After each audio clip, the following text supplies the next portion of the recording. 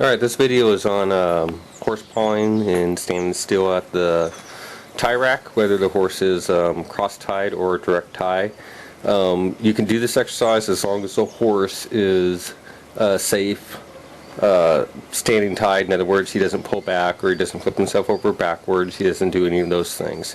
So we're going to go ahead and show you what this horse does, and we'll show you how to solve the problem.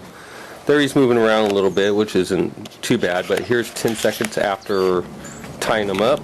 You can just see he's just starting to paw away. That's what the horse pawing looks like. And he's just not very happy about this. And he's going to sit there and continue pawing. And then I'm going to show you 20 minutes later.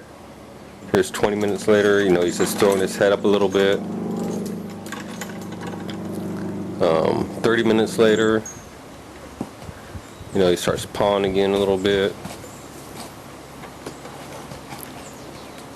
And then 45 minutes later, you know, he's just still walking around a little bit, no big deal. And then an hour later, he's standing really still, so I'm going to go up and pet him. Okay, so here's the secret. All you have to do is when he's throwing his fits like that is I just ignore him. I will go about doing whatever I do every day. You know, I go train another horse. Here I'm going to put my bridle away.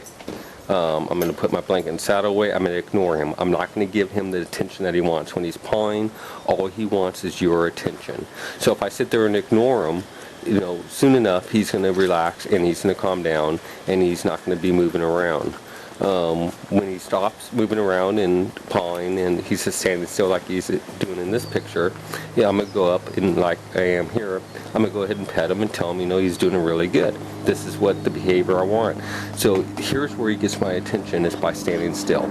So again, I'm just going to ignore him. I'm not going to scold him. I'm not going to get after him. I'm not going to get mad at him. I'm not going to throw anything at him. I'm not going to tell him to quit. I'm not going to do any of that. I'm just going to plain out ignore him as long as he's not, you know, rearing up or pulling back or something in that manner. And that's as easy as it gets. You know, he's been there about 2 hours. He's out of the sun. He's in the shade. So I don't have to worry about him getting too hot or too thirsty or anything or dehydrated. And I just ignore him. You know, within a month or two of doing this, he's going to sit here and he's going to stand perfectly still from the time I tie him up to the time I put him away.